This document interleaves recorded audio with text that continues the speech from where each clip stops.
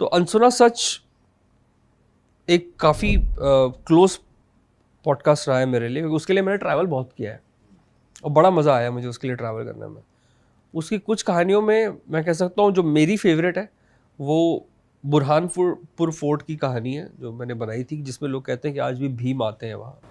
भीम जो पांडव वाले भीम है। हाँ, भीम। कुछ लोग मतलब दो अलग अलग जगह हैं, कुछ एक एक हैं जो कहते हैं भीम आते हैं, कुछ हैं जो कहते हैं अश्वत्थामा आते हैं।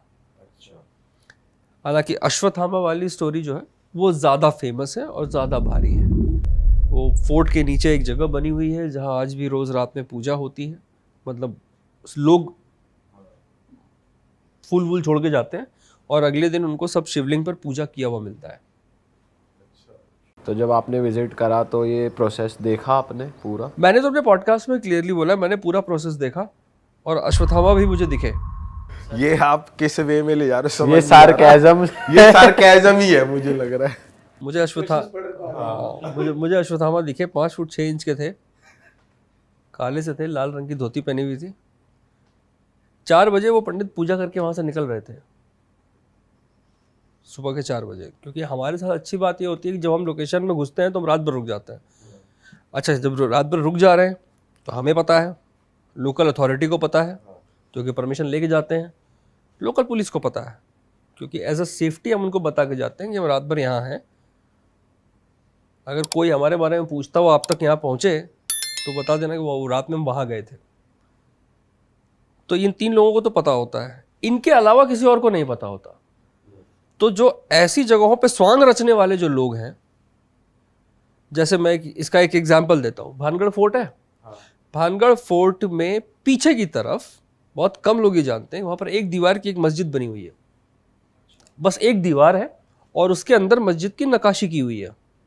मतलब जो लोग भानगढ़ फोर्ट जाते हैं, जो कैमरा पर जाते हैं, वो जाएंगे बाहर बाहर फोर्ट आपको दिखा देंगे, लेकिन जब आप वहाँ से एक पैदल वॉक शुरू करते हैं, एक ट्रैक शुरू करते हैं सरिस्का फॉरेस्ट की तरफ, तब आपको करीब 1.5-2 किलोमीटर के बाद एक सिंगल दीवार की आपको एक मस्जिद दिखाई देगी, जहाँ के बारे में ये मान्यता है कि वहाँ पे जिन्नात आके पूजा करके जाते हैं। मतलब उस जगह पर जिन्नात नमाज पढ़ते हैं और शुक्रवार की बृहस्पतिवार की रात तो वो आते ही आते हैं जुम्मे की नमाज अदा कर रहे हैं। दिन में नहीं आ सकते तो वो रात में आके अपनी नमाज अदा करके जाते हैं। 2 बार हम वहाँ रुके हैं रात भर। वहाँ जिन्नात आते हैं, उनके जिन्नात की हाइट जो है 5 फुट 8 इंच की है, दाढ़ी इतनी है, और आते हैं वो प्रॉपर, वो अपना नमाज पढ़ के पूजा वूजा करके सब करके चले जाते हैं। हमसे मिले, हमसे बात की है जिन्नातों ने वहाँ के। हमको बताया उन्होंने कि कैसे वो हर शुक्रवार और रोज़ यहाँ पर अगरबत्ती चढ़ाने आते हैं, जिसका जिम्मा जो है उनको गांव के एक जो बड़ी मस्जिद है उनके लोगों ने दे रखा है। अब अगले दिन सुबह जब लोग वहाँ पहुँचते हैं तो उनको पूजा पाठ किया हुआ मिलता है मामला। Similarly it happens with Burhanpur fort also. एक पुजारी हैं जो वहाँ पूजा करने जाते हैं, वो बड़ी अपनी शिद्दत से पूजा कर रहे हैं उस शिवलिंग की, और सालों से कर रहे हैं।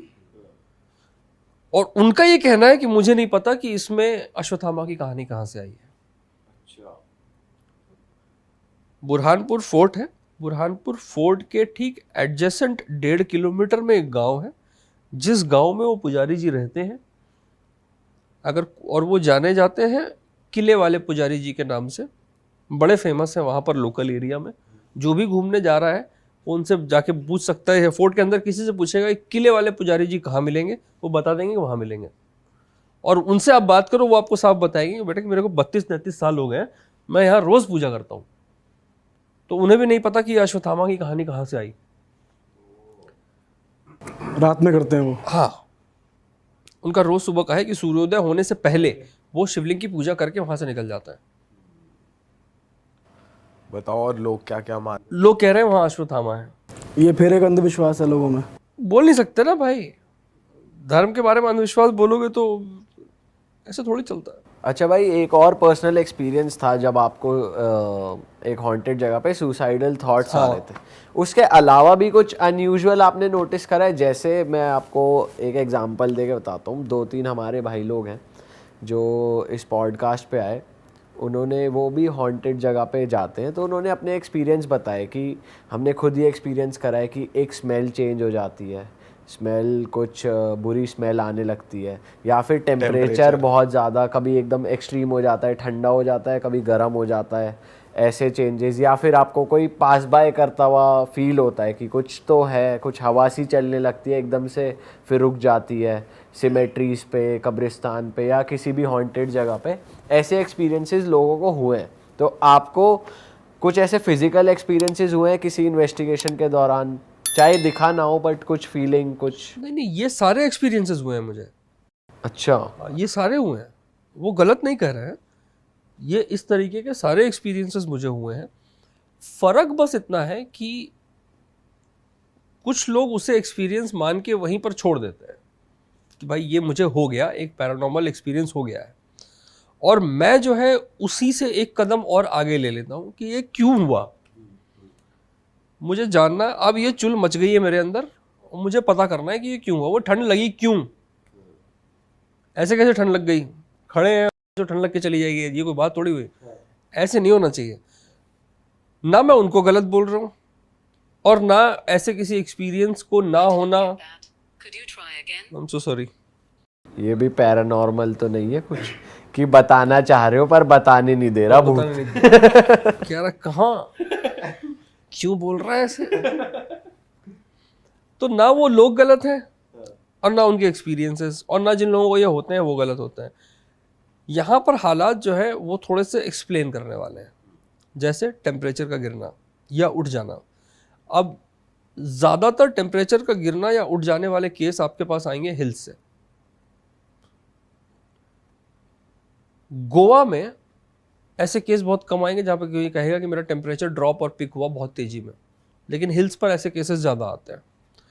उसके पीछे रीज़न ये है कि ये टेम्परेचर ड्रॉप का होना या इंक्रीज़ होना ये कोई इतना सिग्निफिकेंट नहीं होता, मतलब कोई 10 डिग्री का डिफरेंस नहीं आ जाएगा, 2-4-5 डिग्री का डिफरेंस आएगा। उसमें ये ज़रूर होगा कि आप अगर वहाँ खड़े हैं आपको थोड़ा ज़्यादा ठंड लगी, आप अगर थोड़ा इधर आए तो थोड़ा आपको कंफर्टेबल महसूस होने लग गया।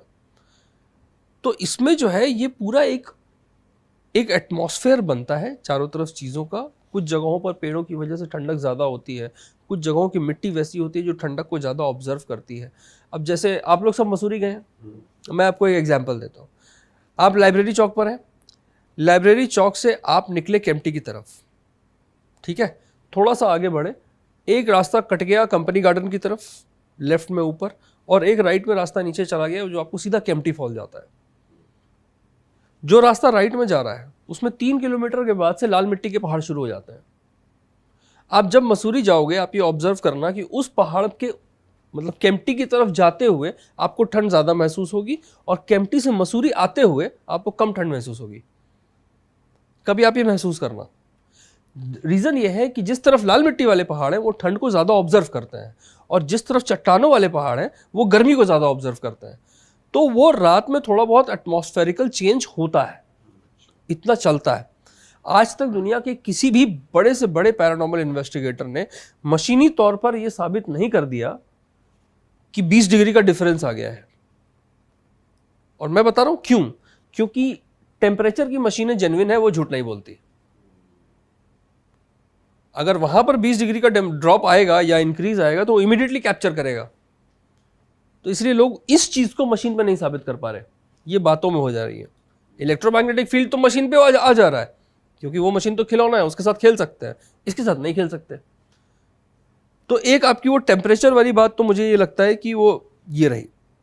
दूसरी, अगर आप ये कह रहे हैं कि कई बार हमें एहसास हुआ कि कुछ पास हुआ, तो इस तरह का एहसास ऐसी लोकेशन पर जाना, रात में आप वहाँ पर 1 बजे 2 बजे 3 बजे अकेले हैं या 1-2 लोगों के साथ हैं और ठंडी हवाएं चल रही हैं, इस तरह का एहसास होना मुझे नहीं लगता कोई बहुत फिक्र करने वाली बात है, या ये इस्टेब्लिश कर देने वाली बात है कि भूत प्रेत होते हैं। भाई इसी के साथ साथ एक तो हो गया कि तुमने फिजिकली कुछ एक्सपीरियंस कर लिया, कुछ एहसास आ गया। एक आ गया तुम्हारा कैमराज ऑन है, नाइट विजन ऑन है, तुमने कैमरा में देखा है कुछ जाता हुआ, एक वाइट या गैसियस फॉर्म में एक बॉडी निकली है, तो वो क्या चीज़ है? Night vision camera. देखो, इसको हम कहते हैं पोर्ट्रेयल्स। पर्सपेक्टिव पोर्ट्रेयल एक चीज़ होती है जिसमें आप वो देखेंगे जो मैं आपको दिखाऊंगा, ठीक है। अब जैसे ऑब्स के बारे में सुना होगा आपने, 2-3 साल पहले तक दुनिया भर के कई पैरानॉर्मल इन्वेस्टिगेटर्स रात भर ये चिल्ला रहे थे कि हमारे नाइट विजन कैमरा पर एक ऑर्ब कैप्चर हो गया है। एक वाइट कलर का बॉल जो कैमरा पर उड़ता हुआ ट्रैवल करता हुआ कहीं चला गया, या उस पर आया, उस पर स्टे किया, थोड़ा ऐसा ऐसा घूमा और फिर चला गया। ऐसे लाखों वीडियोस आपको इंटरनेट पे फ्लोट होते हुए मिलेंगे कि ये ऑर्ब हमने कैप्चर कर लिया, ऑर्ब कैप्चर कर लिया। ऑर्ब कैप्चर करना कितनी बड़ी बात हो गई। ये 2 साल पहले तक हो रहा था। 2 साल पहले 4 स्टडीज ऐसी आई जिन्होंने साबित कर दिया कि ये ऑर्ब्स कुछ नहीं, डस्ट पार्टिकल्स हैं जो कैमरा के लाइट में कैप्चर हो गई। उनके ऊपर नाइट विजन कैमरा की लाइट पड़ी, उस डर्ट ने लाइट को वापस कैमरा में रिफ्लेक्ट किया, जिसकी वजह से वो कैप्चर हो गया। 2 या 2.5 साल पहले ऐसे कई रिसर्च सामने आए। उसके बाद से जब ऑथेंटिकेट रिसर्च आए तो ये जितने भी अमेरिकी पैरानॉर्मल इन्वेस्टिगेटर्स हैं, इन्होंने बोलना भौंकना बंद कर दिया कि हाँ भाई ये सच में ऑब्स हैं। और आप मुझे ज्ञानी कहें या गड्ढू, वो अलग बात है। मैं ये बात 7 साल से कह रहा हूं कि वो ऑब्स नहीं है, वो कैमरा रिफ्लेक्शन है। जब एक इस तरीके की इमेज पोर्ट्रेयल होती है, आप किसी थर्ड पर्सन को वो दिखाओ बिना कुछ उसे इंफॉर्मेशन दिए हुए। कोई इंफॉर्मेशन उसको मत दो कि ये कहाँ कैप्चर हुआ है, किन हालातों में कैप्चर हुआ है, किसने कैप्चर किया है और ये क्या है। और फिर देखो उसका पर्सपेक्टिव क्या होता है। ये सेम एक्सपेरिमेंट ouija बोर्ड को लेकर के 1000 बार हो चुका है। जब लोगों के आंखों पे पट्टी बांध के उनसे ouija बोर्ड चलवाया गया तो कुछ नहीं घूमा, लेकिन आंखें हटा करके उनसे घुमाया गया तो प्रॉपर यस, नो, ए, बी, सी, डी सब आने लगा। देखो अभी जो मैंने आपको बातें बोली, इसमें आपको ऐसा लग सकता है कि इसमें एकदम मतलब कूढ़ नास्तिक वाली बू आ रही है कि ये मानने को तैयार ही नहीं है। भाई साहब, इसको घिस दिया, रगड़ लिया, पूछ लिया, ये मानने को तैयार ही नहीं है। मैं कह रहा हूं मैं मानने को तैयार हूं। मैं ये मान रहा हूं कि हो सकता है भूत प्रेत होते होंगे, लेकिन इतनी आसानी से जंगलों में नहीं घूम रहे हैं कि कोई भी नाइट विजन कैमरा लेके गया 2000 का और एक फोटो खींच के ले आया। इतनी आसानी से मुझे नहीं लगता है कि मामला चल रहा है। नेगेटिव एनर्जी तो है। हाँ, मैं ये मानता हूँ। मतलब there are positive things, there are negative things, there are positive energies, there are negative energies.